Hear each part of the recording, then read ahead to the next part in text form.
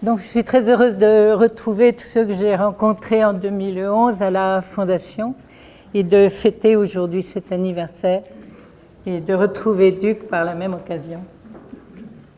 Donc, ce livre, il est le fruit de méditations qui font un peu toute une vie parce que très adolescente, j'étais déjà passionnée par les récits, par les contes.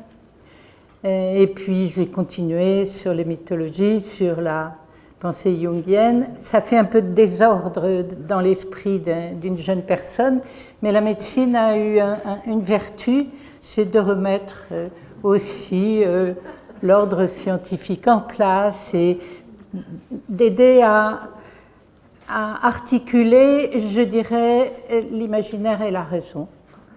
Et finalement, ça m'a fait travailler au fil du temps.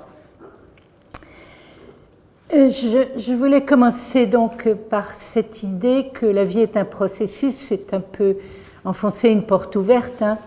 La vie est un processus et en fait elle commence avec la vie intra-utérine et le développement du germe. Et l'intérêt de la notion du processus en embryologie, par exemple, c'est que tout processus vital se développe à partir d'étapes qui sont strictement construites, délimitées, et qu'on passe d'étape en étape, et qu'il arrive au cours des processus qu'une étape soit mal vécue, ou mal gérée, ou ratée, et à ce moment-là, l'ensemble du processus suivant sera en difficulté. Ce qui donne l'idée, et c'est une idée fondamentale en médecine, qu'il faut toujours retourner aux origines pour comprendre comment ça a commencé, où ça a commencé et comment on reçut un développement. C'est une des premières idées autour de la notion du processus. Alors la deuxième notion du processus, c'est que ça s'exprime par un récit. D'où l'importance du récit. Et parce que le récit permet de comprendre les phases évolutives et les déroulements cycliques. Et pour faire un lien avec les réflexions sur les méthodes de contenance, de contention et d'enveloppement, le fait pour un enfant d'écouter un récit en l'écoutant qu'avec sa tête, ses oreilles, sa mémoire et son imagerie intérieure, construit quelque chose d'un contenant psychique qui lui permet d'intégrer comment un processus évolue, de quoi on part, par où on passe et où on arrive. Et de comprendre aussi à un moment donné, et c'est là où on rencontre chez les enfants leur bonheur à réécouter toujours la même histoire, c'est que c'est cyclique. Ce qui nous conduit aussi autour de la notion du processus à la notion du temps. C'est-à-dire que ce qui représente l'impulsion vitale, la vie en général, elle se déroule en fonction du temps et dans une relation intime avec le temps qui doit être bénéfique. Ce qui viendra dire par la même occasion qu'il y a des temps riches, qu'il y a des temps vides, qu'il y a des temps morts, et que tous ces temps ont une valeur. Parce qu'ils sont dans le courant d'un développement. Alors toutes ces idées, vous les connaissez tous en médecine, en embryologie, sur les stades de développement de l'intelligence de chez l'enfant, avec Piaget, Vallon et autres. Nous les connaissons en médecine aussi sur la façon dont se déroule une maladie et dont se déroule aussi une guérison. Et nous sommes impliqués dans le temps. Qu'est-ce que nous faisons avec le temps? Parce que nous avons très souvent du mal à faire amitié avec le temps. J'avais commencé En psychothérapie, c'est problématique parce que vous avez une formation de médecin. Le médecin, on vient le voir, on lui dit ce qui ne va pas et il fait une ordonnance. Et puis, normalement, ça devrait aller mieux. Bien. Mais en psychothérapie, ce n'est pas exactement ça qui se passe. En général, la personne arrive et elle étale ce qu'elle n'a éventuellement jamais dit à quelqu'un d'autre. Elle est en crise, elle commence, et la fois suivante, ça va plutôt pire. Parce qu'elle descend dans les profondeurs d'une mémoire traumatique, d'une mémoire abandonnique, d'un manque d'éducation ou de suivi ou d'accompagnement, et elle est tombée éventuellement aussi dans la confrontation avec l'ombre d'elle-même et tout ce qu'elle peut penser ou craindre de ce qu'elle n'est pas, de ce qu'elle devrait être. Enfin, elle sombre dans sa souffrance narcissique. Et le médecin que j'étais se confrontait avec la psychanalyste qui n'est pas là pour apporter un soin réparateur, mais qui est là pour permettre et accompagner la personne dans cette sorte de petite descente aux enfers pour aller y chercher dans les enfers les germes de la Renaissance. Orphée part aux enfers y chercher Eurydice. Et s'il ne se retourne pas, et ça, eh bien, il va la sortir de là. Dans les traditions, il y a la tradition où il s'est retourné, il y a des traditions où Orphée ne s'est pas retourné. Donc, il s'agit d'aller rechercher dans les mémoires et ce que nous appelons l'inconscient, à la fois pour les décanter l'ensemble des ombres et des traumatismes, et à la fois les germes du renouveau. Et ces germes-là représentent ce que Jung va pouvoir appeler l'individuation, à savoir la personne elle-même, ce qu'elle est réellement, et non pas ce qu'elle devrait être au regard des désirs des parents, des éducations, des visions sociétales et des autres adaptations qu'on lui demande et qui ont leur raison d'être, mais qui ne sont pas là pour estouffer le sujet. Alors, cet ensemble est compliqué à vivre pour le psychothérapeute ou le psychanalyste.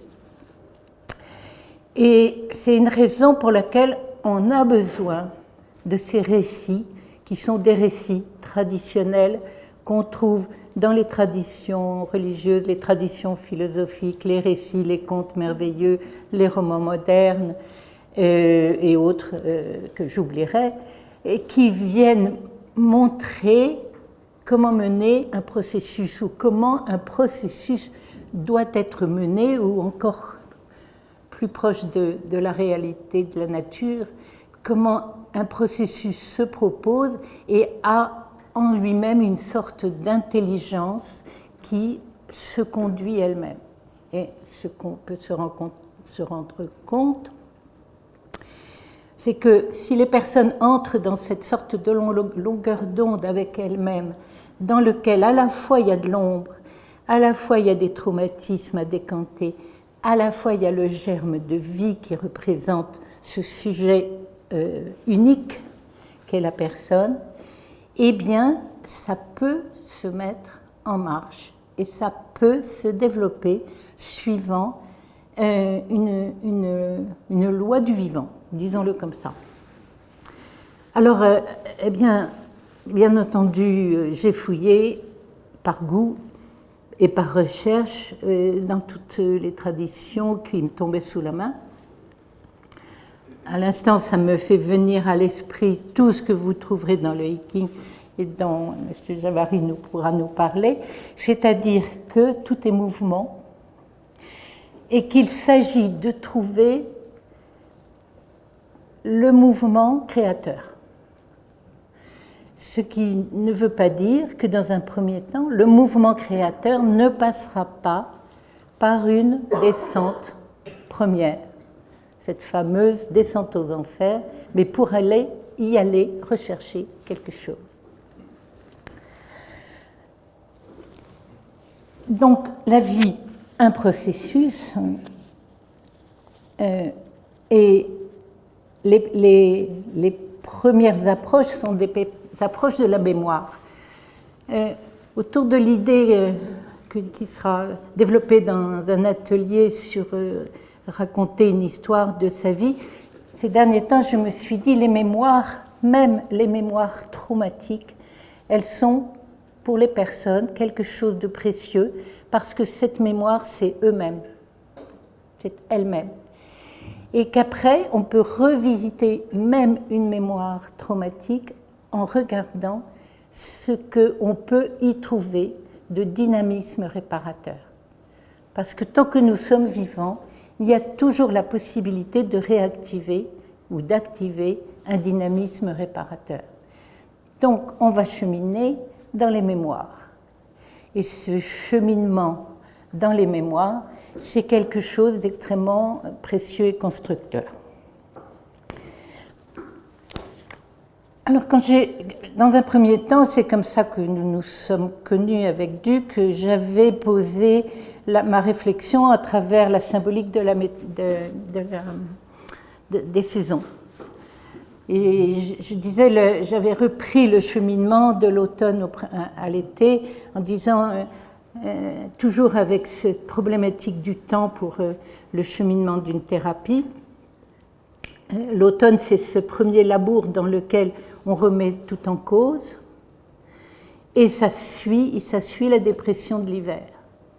Et si on en comprend la symbolique, dans la dépression de l'hiver, les germes ils dorment sous la terre et sous la protection, et dans ces temps-là, très souvent, la personne a l'impression qu'elle pédale, que ça n'avance pas, et il est indispensable pour le thérapeute d'avoir confiance, de ne pas se dire qu'il est en échec thérapeutique et de comprendre que dans cette descente, quelque chose se met en ordre et qu'une maturation se propose.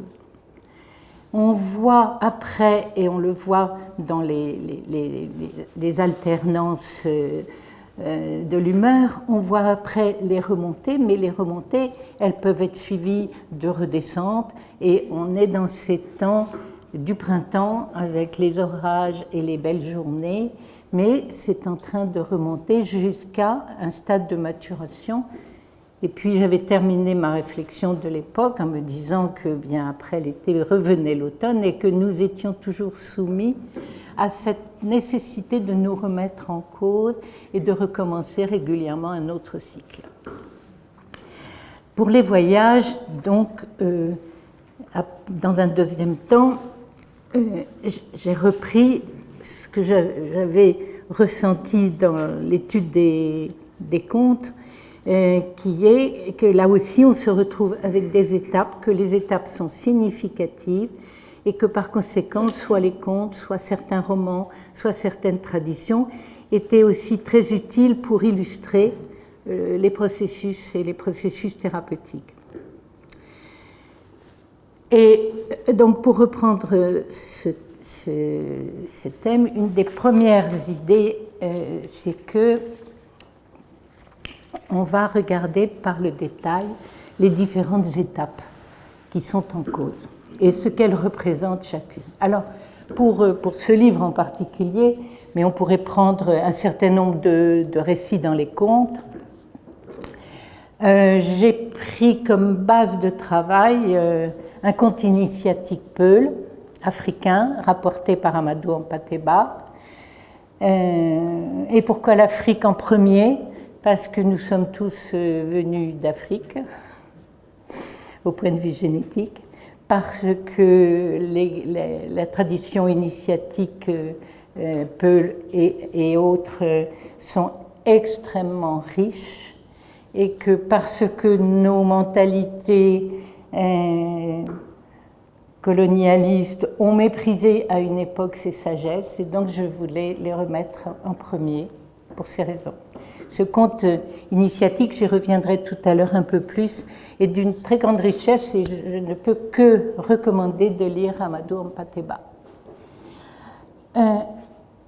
Après, et c'est parce que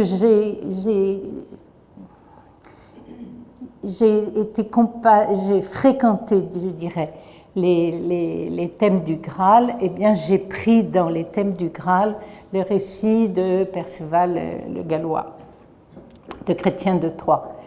Et pourquoi? Parce que je suis bretonne d'origine, parce que les récits du Graal, entre le Graal lui-même, les récits d'Arthur, Merlin, Tristan Iseult, etc., c'était mes lectures d'adolescente en milieu breton, avec les lectures des légendes de la mort d'Anatole Lebras, et que tout ça, ça m'est complètement familier. Et ce monde celte, y compris les contes traditionnels anciens, les Mabinogions, c'est un peu mon monde. Je suis à l'aise dedans. Et puis le roman de Chrétien de Troyes, c'est un texte d'une merveilleuse intelligence et d'une merveilleuse finesse. J'ai pris ensuite un roman de Giono, Le Chant du Monde. Alors, on est en pays de montagne. Le monde de Giono est un monde de paysans du XIXe siècle qui dort encore tout près dans nos mémoires. Et bien sûr, c'est un grand écrivain et Le Chant du Monde est un texte magnifique. De nouveau, je ne peux que recommander sa lecture. J'ai continué avec un roman d'Henri Bosco, moins connu, Malicroix, mais c'est une épreuve d'isolement dans une île pour retrouver les mémoires d'un ancêtre disparu. Donc c'est extrêmement intéressant autour du niveau des mémoires. Et puis j'ai continué parce qu'on ne peut pas parler de voyage sans aller se replonger dans l'Odyssée. C'est pareil, je ne peux que recommander de la lire. Et tout ce que nous apprend encore ce texte et comment encore des auteurs actuellement écrivent sur ce texte. J'ai continué en relisant Le Petit Prince de Saint-Exupéry, car là aussi, c'est une épreuve, un voyage avec des caractéristiques particulières.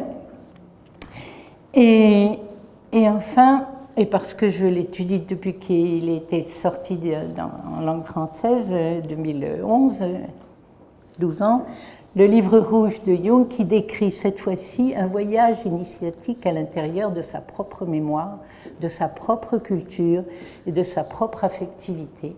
Et qu'au fond, nous avons aussi tous à faire ce petit voyage initiatique à l'intérieur de nous-mêmes. Donc ce sont mes supports. Je les ai choisis ceux-là, il y en avait plein d'autres, mais bon,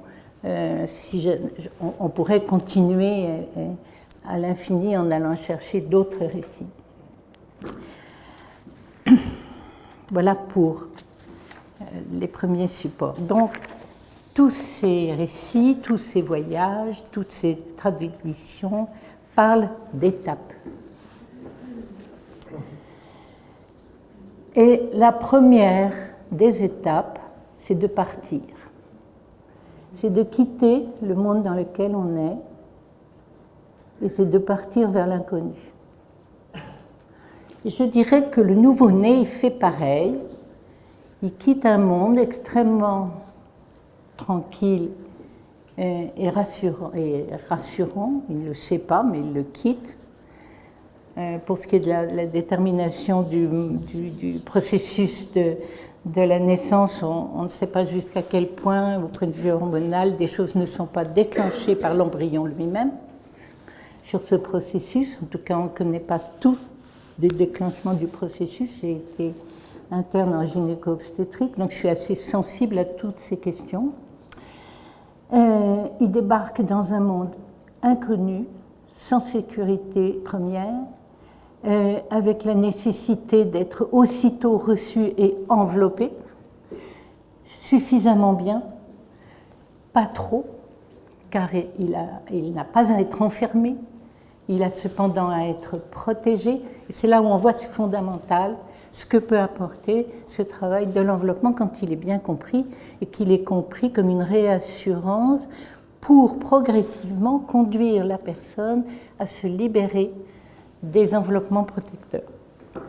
Et là, c'est toute une réflexion qui s'ouvre sur la façon dont une mère reçoit l'enfant et dont l'enfant avance d'étape en étape avec la petite enfance, les phases d'entrée à l'école, la préadolescence et l'adolescence, qui sont autant de temps dans lequel il faut quitter l'état précédent. Donc il faut toujours quitter. Et comme j'ai un certain âge, eh bien je pense qu'un jour ou l'autre, j'aurai à penser que je dois quitter la vie que j'ai construite et pour un inconnu. Et bien réfléchir à quitter, à se dire je ne saurais plus comment mes enfants, mes petits-enfants, etc., qui sont devenus, je fais tels travaux dans ma maison et je ne sais pas qui, etc., ça vient ouvrir cette notion de pouvoir quitter, c'est-à-dire laisser la vie nous trancher de quelque chose. Et laisser la vie nous trancher de quelque chose en nous mettant un peu tout nus, eh bien, je ne crois pas que quelqu'un s'y précipite dans le grand bonheur tout de suite, sauf à avoir éventuellement, comme les jeunes gens de Caïdara du conte Peul, un éblouissement devant le soleil levant, ou comme un Perceval dans le conte du Graal, un éblouissement devant les chevaliers d'Arthur qu'il prend pour des anges et qu'il n'a qu'une idée, c'est y aller en laissant maman derrière, maman qui tombe pâmée sur le pont et qui finalement est morte. Mais ça vient bien dire que si on quitte, on laisse des choses mourir derrière soi.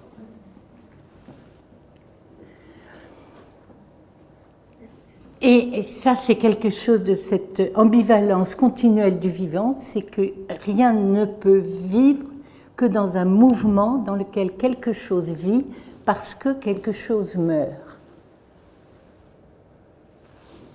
Donc on ne peut pas garder tout le temps, tout des acquis. Heureusement, nous avons quand même une mémoire, laquelle mémoire peut nous restituer dans un vécu psychique une partie des choses que nous avons quittées, que nous avons laissées pour aller plus loin. Donc toutes les notions du lâcher-prise sont là aussi. Quand il faut lâcher prise, quand on ne comprend plus quelque chose et qu'on laisse tomber, que le lendemain, après une bonne nuit, c'est un peu plus clair, quand on est préoccupé pour un patient et qu'il faut quand même lâcher prise en se disant que le génie du patient va peut-être marcher, ou quand on s'angoisse, comme j'ai pu connaître, sur le fait que ai-je donné la bonne dose, ai-je donné trop ou pas assez de tel ou tel médicament, et qu'il faut quand même attendre, et qu'on met à ce moment-là la vertu de l'attente en se précipitant pas d'une manière obsessionnelle. Voilà, tout ce que représente cette première étape qui est cette notion de quitter, et comme c'est d'une richesse extrême, mais comme vous rencontrerez que pour certaines personnes, elles n'arrivent pas à quitter. Donc je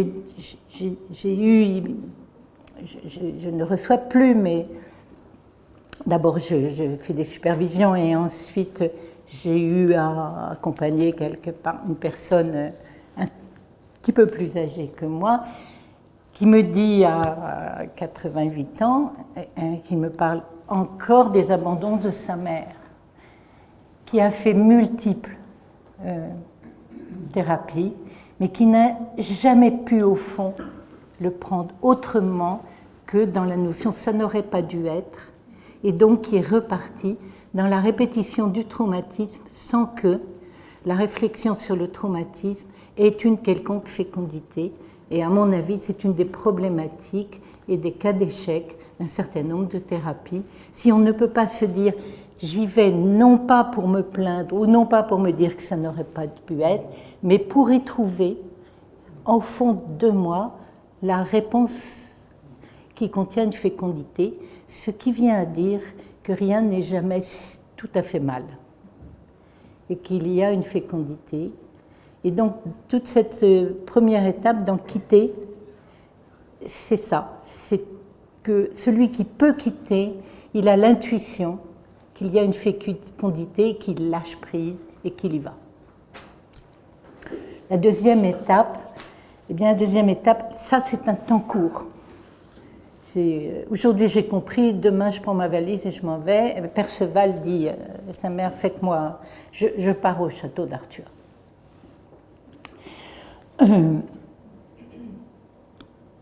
La seconde, c'est un temps long. C'est un temps long parce que c'était exprimé dans les symboliques du voyage en traversée de contrées de toutes sortes, avec toutes les représentations des sombres forêts, des déserts, des montagnes, des fleuves dangereux. Et toute cette géographie est en elle-même une symbolique extrêmement riche. Donc un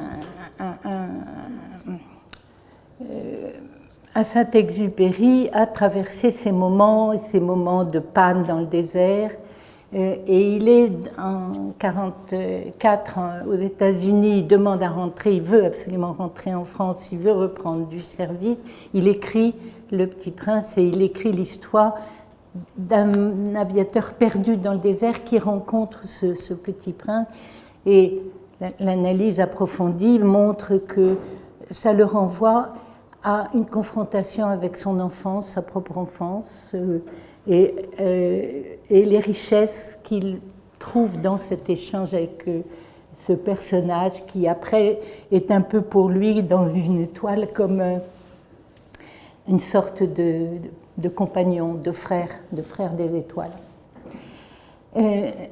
Donc traversée du désert, chevaucher sur les fleuves. Bon, vous avez bien sûr la chevauchée de retour d'Ulysse et des compagnons. Alors, ce qui est très particulier dans le récit de l'Odyssée, c'est qu'ils sont juste après à la guerre de Troie d'avoir vaincu, et ils embarquent dans leur bateau avec toutes leurs richesses, les butins, et ils sont ivres d'orgueil. Et après, d'étape en étape, dans ce temps long, à travers la mer vineuse, eh bien, ils mettent cet orgueil et cette satisfaction à l'épreuve de rencontres, toutes sortes de rencontres, les lotophages qui les font s'endormir de plaisir, le cyclope auprès de qui Ulysse confronte sa culture d'helléniste, de grec cultivé par rapport à un peuple de bergers, genre chasseurs-cueilleurs archaïques, et attire la malédiction par son orgueil, et ça continue comme ça dans une sorte de décantation drastique qui fait que Ulysse finira tout nu sur le sol d'Ithaque après toutes ces aventures, et que chacune de ces aventures ont des faits lubris et sont une représentation au fond des passions du monde. Là où la lecture de l'Odyssée reste tellement intéressante, et aussi parce que dans l'Odyssée vous avez trois figures, le fils Télémaque, Ulysse le père et Laërte le grand-père, trois figures de relations d'hommes, de père, fils et petit-fils. Et ce sont des relations extrêmement intéressantes et précieuses, y compris la promotion avec Pénélope d'un mariage fécond. Donc on trouve des leçons fantastiques dans l'Odyssée. Donc les traversées, elles sont là avec quelque chose de particulier. Vous avez les paysages, les pays traversés, vous avez les moments de désorientation les plus complets possibles, vous avez les rencontres maléfiques, mettons le cyclope, vous avez les rencontres bénéfiques. Et dans les contes, vous allez voir les rencontres bénéfiques ou maléfiques avec, mettons dans les contes russes, les Baba Yaga, qui ont beaucoup de choses à dire, mais qui ne disent des choses précieuses qu'à ceux qui sont néanmoins dans la bonne façon d'être pour interroger le sorcier ou la sorcière. Et il y a dans d'autres récits comme ça des rencontres avec des sorciers avec lesquels il faut être plus malin que le sorcier.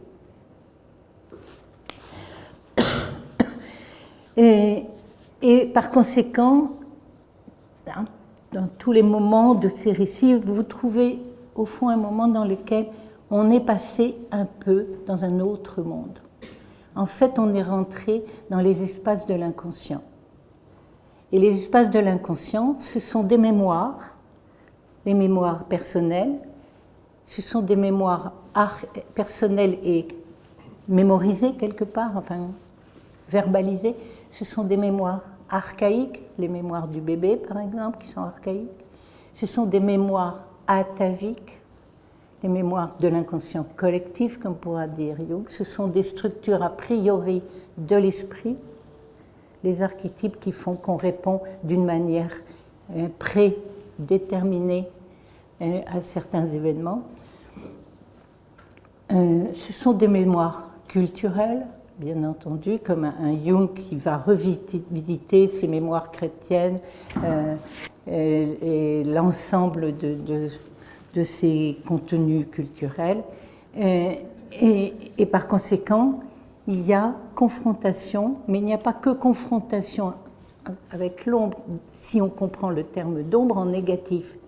Il y avait, disons plutôt, il y a confrontation avec des inconnus, confrontation éventuellement avec des ombres, confrontation avec des potentiels. Parce qu'au fond, ça revient à dire que la psyché, elle a un espace potentiel et que tout travail sur soi, qu'il soit en thérapie ou qu'il soit par travail sur soi de réflexion ou de méditation, c'est de contacter le potentiel et de dégager les barrières qui empêchent le potentiel de se développer convenablement.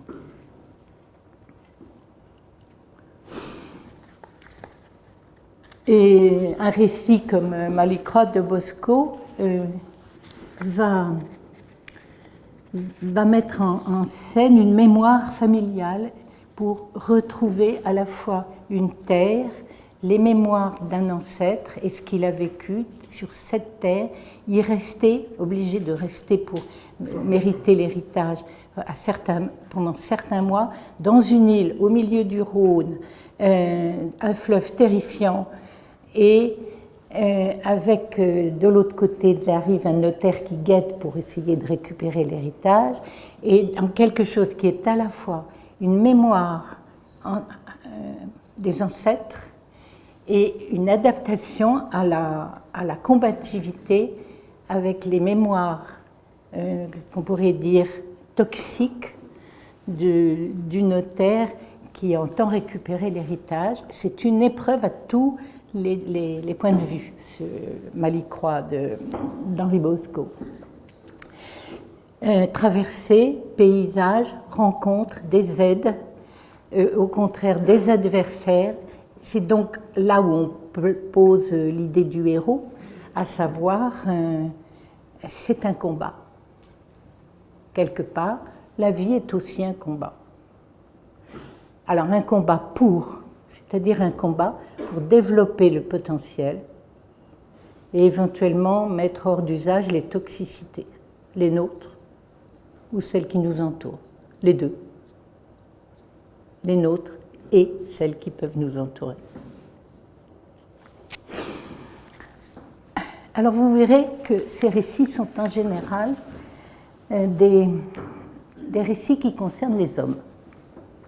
Si on étudie un peu les pratiques initiatiques traditionnelles, on voit que ces pratiques initiatiques sont en général bien recueillies et décrites par les anthropologues, les ethnologues, et à propos des garçons, dans lesquels on sépare les garçons de leur mère, avec des épreuves physiques souvent violentes. On peut aller chercher les barouillas décrits par Godelier, on peut aller chercher Lévi-Strauss et Margaret Mead. Et ils se retrouvent en général dans des cabanes d'isolement, à travers lesquelles il leur est donné qu'ils ne sont plus des enfants tout puissants, les fils de la mère, ils sont confrontés à la mort.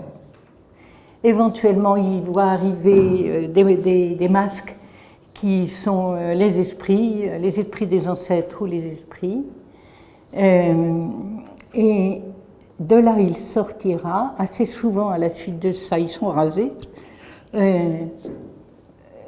il en sort un enfant nouveau, rasé un peu comme le nouveau-né, et ayant terminé avec l'enfance, et capable d'être devenu un adulte qui assume sa place dans sa tribu. Alors ces récits-là, vous en trouverez une quantité. Si vous regardez les contes, vous verrez que beaucoup de contes ont des héros masculins à qui en fait il arrive la même chose. Il s'agit de quitter l'univers familial, d'aller rencontrer des épreuves, de vaincre éventuellement des dragons ou des sorcières et de revenir un jour ou l'autre avec un trésor ou une capacité, une princesse, une femme, une capacité de vivre une vie d'adulte humain normal. Et par contre, vous verrez qu'on rencontre très peu de textes qui traitent des initiations féminines. Il semble, pour une part, qu'elles restent secrètes et que les anthropologues n'ont pas toujours pu approcher les initiations féminines. Mais il semble aussi qu'il y a beaucoup moins de récits d'initiation féminine parce que la biologie féminine construit une première initiation avec les menstruations, qu'à ce moment-là, et autour des menstruations, les femmes du peuple enseignent les jeunes filles, et que par conséquent, c'est une des raisons pour laquelle ça reste secret, ça ne contient pas énormément de récits, et c'est très intimement lié au rôle de la mère, de la femme dans la maternité. Et on peut penser aussi que, par exemple, certaines des initiations d'Éleusis qui étaient sous la dominance de la déesse mère et de sa fille étaient des initiations aussi à visée féminine ou autour de ce que représente la vie, la sexualité. Et il faut aussi se rappeler, j'ai été interne en gynéco-obstétrique, il faut aussi se rappeler combien de générations de femmes ont donné leur vie dans la propagation de la naissance, combien de femmes mouraient à l'accouchement, combien d'enfants mouraient en bas âge, et combien à ce moment-là, et pendant des siècles, la vie des femmes était confrontée à la réalité de la mort et au risque de la mort continuelle, ce qui n'est pas l'univers du garçon dans les traditions, où lui, il est confronté à l'univers du combat. Ce qui nous explique qu'on trouve beaucoup moins de récits concernant les femmes. Les figures masculines, dans mon texte, je vous en ai déjà parlé. Je vais reprendre là simplement dans le champ du monde. Ce qui m'a intéressé dans le champ du monde, les figures masculines, c'est que vous avez un forestier, matelot. Il s'appelle matelot parce qu'avant il était navigateur, et puis il s'est marié, il est devenu forestier. Dans sa forêt, il aime les arbres parce que ça lui rappelle les mâts de son navire. Bien, il a envoyé son fils couper des arbres sur la haute vallée, disons de la Durance, et le fils n'est pas revenu. Alors on coupe les arbres, on fait un radeau, on redescend au fil du fleuve, il n'est pas revenu, et il part le chercher. Donc matelot, il a une figure d'homme qui, comme un peu pourrait être Laërte dans l'Odyssée, c'est une figure d'homme paternel. Il cherche le fils. Il ne cherche pas le fils pour le tuer. Il cherche le fils. C'était un jumeau. Il a perdu le premier jumeau. Il dit où il est mort et je veux l'enterrer, le trouver et l'enterrer. Où il est vivant et je veux le retrouver. Et il faut donc aller le chercher. Et il part pour ça, mais il se fait accompagner avec Antonio, qui est l'homme du fleuve, qui au fond vit une vie tout à fait proche de la nature, avec le fleuve.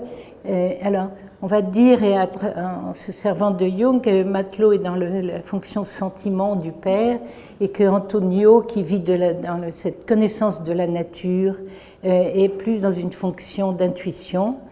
Et puis, quand ils vont monter de l'autre côté des gorges qui séparent la basse vallée de la haute vallée du fleuve, ils vont découvrir d'abord que le jumeau, il est en difficulté et il a découvert et rapté, découvert la sexualité et rapté la fille du maître des lieux de la haute vallée. Et donc là, on est dans la fonction sensation de ce fils-là. Et on découvre aussi dans la haute vallée un guérisseur dont le corps déformé ne lui a pas permis d'avoir une vie amoureuse normale et qui est là dans sa fonction de sage guérisseur. Et il y a aussi le Modru, le maître des troupeaux, qui est dans la force archaïque, massive de l'homme de la terre. Donc là, vous avez des figures d'hommes, comme on a des figures d'hommes dans Perceval, avec le jeune Perceval, le seigneur qui lui apprend le maniement des armes, le roi Arthur, et tous les autres chevaliers de la table ronde, dont certains sont tout à fait sages et corrects et bien appris, comme on dit, et d'autres, comme un autre Sagremort, sont déréglés. Donc on a tout un champ de figures d'hommes. Et je voulais prendre un petit moment pour vous parler de Kaïdara, le conte africain. Vous me permettrez de lire une partie. 3 jeunes gens se retrouvent un matin éblouis par le lever du soleil, et c'est à ce moment que leur quête va commencer. Donc elle commence dans un éblouissement. Ils entendent une voix qui les dirige pour une chasse, pour un premier sacrifice, une sorte d'holocauste, et cela leur ouvre un chemin.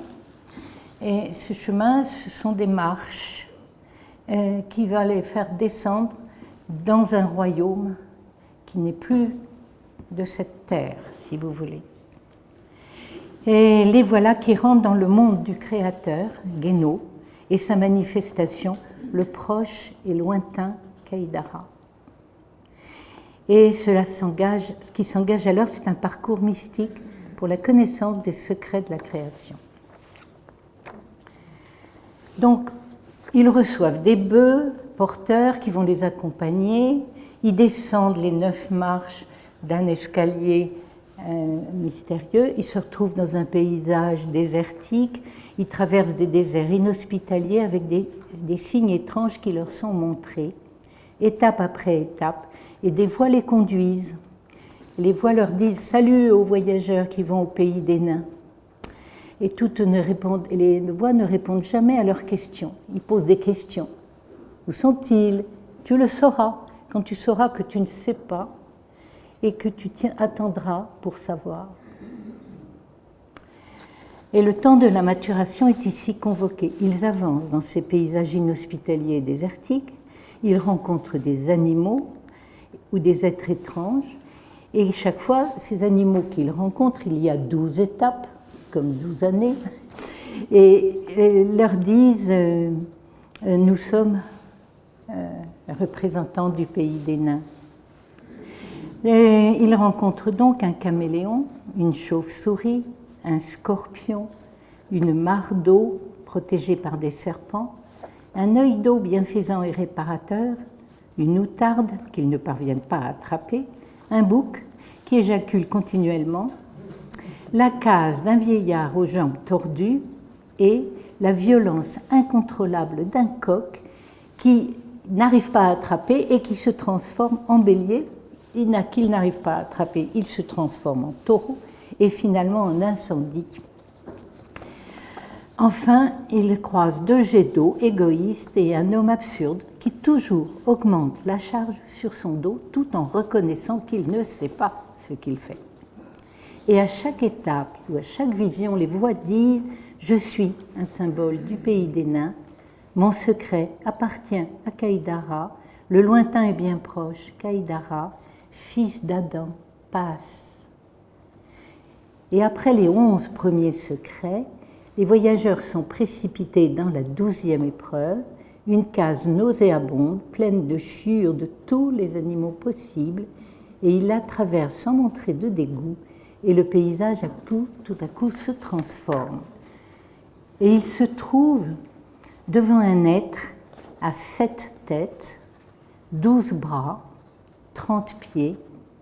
C'est le dieu cosmique du temps, de l'espace et des forces de l'univers. Kaïdara. Le trône sur lequel était assis Kaïdara tournait sans arrêt et il faisait le grand soleil, et nul ne pouvait décrire sa forme. Et les 4 pieds de ce trône, doués de paroles, disaient en tournant, le premier grand vent, le deuxième tremblement de terre, le troisième inondation, le quatrième incendie. Et je trouve qu'à notre époque, avec notre dernière année 2022, Kaïdara, il est bien là. Ils se prosternent devant cette force de l'univers, ils sont récompensés par de l'or, ils reçoivent des bœufs porteurs d'or, ils repartent. Il arrive que sur les 3 compagnons, 2 qui ont pensé, l'un qu'il aimerait être un riche marchand et l'autre qu'il veut être une sorte de roi du monde, eh bien ils sont exterminés au cours de chemin parce qu'ils n'ont pas du tout tenu compte de certains conseils qui étaient donnés par un certain vieux qui ne payait pas de mine. Et le dernier, Amadi, alors au point de vue en plus du vocabulaire, Amadi, c'est le prénom qui est représentatif du sage, du maître de village dans sa sagesse. Eh bien, celui-là revient au village et il a su écouter tous les conseils, y compris le dernier. Et il reste avec cette question. Alors, on nous dit que ce premier parcours a duré 20 ans. Il consacre tout son or à l'édification d'une maison de bonheur. Il devient le chef de son village. Et il est toujours tourmenté par ce que ça voulait bien dire, tout ce qu'ils ont vu. Jusqu'au jour où un vieillard aussi locteux qu'il est possible, le SDF du coin, veut venir déjeuner avec lui, que quelque chose lui dit que ce SDF représente autre chose qu'un SDF, et que finalement, ayant pris le repas avec lui, il entend toutes les significations de ce conte, de ce qu'ils ont rencontré, et que ce SDF n'est autre que Kaïdara. Et vous trouverez les élucidations dans le livre d'Amadou Hampâté-Bâ comme dans le mien. Alors vous savez qu'il faut savoir attendre. Bon, je voulais terminer en retournant un peu à Jung. Donc j'aimerais finir pour revenir sur l'importance de la pensée symbolique. Car c'est ainsi qu'il faut aborder les mythes, les traditions, les contes merveilleux ou fantastiques, les romans et bien sûr nos rêves, nos imaginations créatrices, pour en tirer les significations secondes.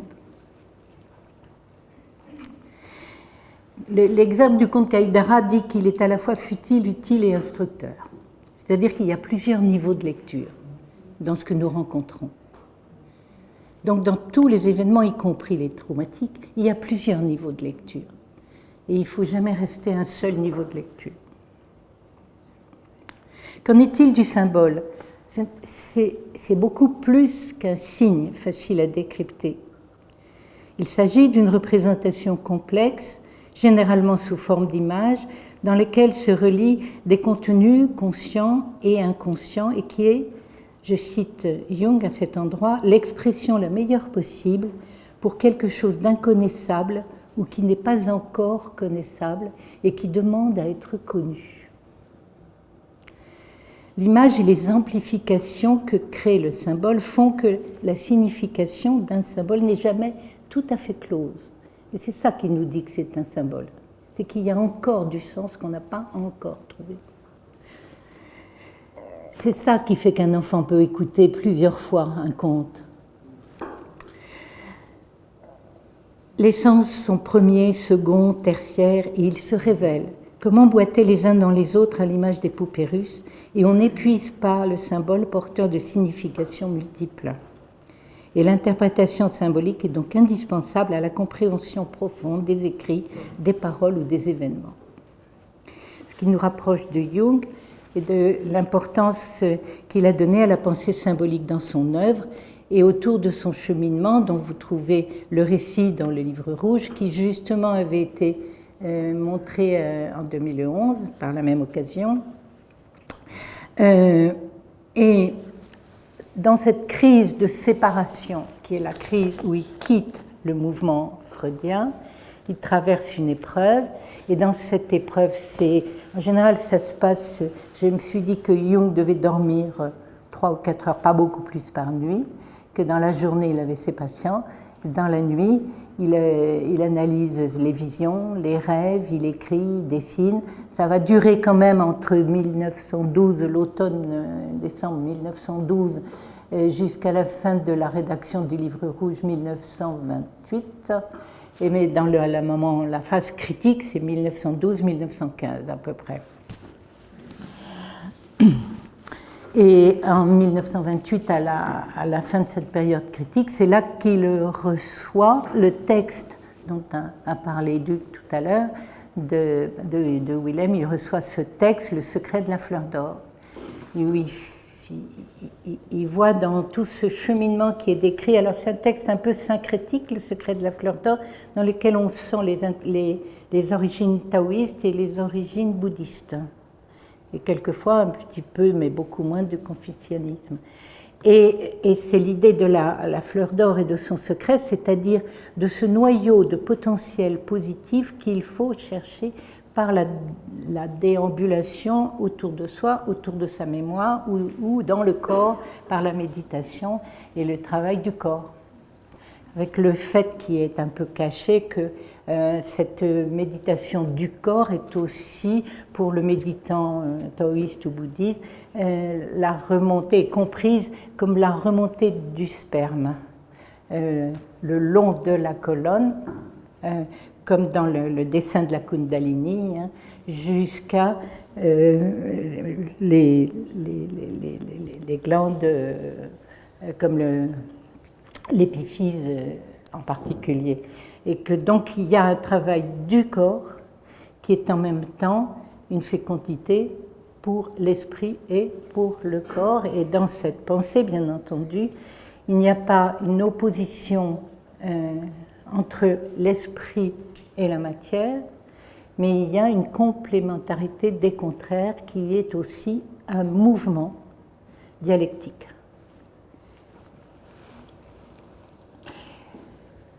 Ce qui conduira par la suite Jung à réfléchir au fait que ce qu'il a pu ressentir dans son éducation judéo-chrétienne, que nous avons une éducation, une culture occidentale dualiste, que nous manquons de troisième terme, où nous manquons de l'idée que c'est une interaction et une conjugaison des contraires et non pas une opposition des contraires, et qu'on n'a pas à mettre en opposition l'esprit et la matière, et qu'on a à faire circuler cette énergie dans les deux plans, et que c'est ce que vous allez retrouver dans le I Ching, ce qu'on retrouvera dans la pensée de Jung, et ce qu'il a cherché dans l'alchimie, et dans l'ensemble des textes alchimiques, dans lesquels il y a l'idée qu'effectivement un germe se trouve dans la matière la plus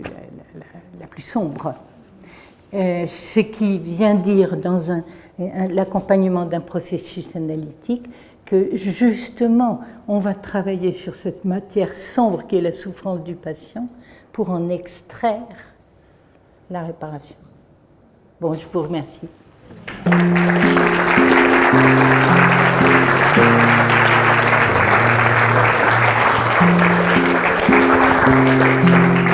Thank you.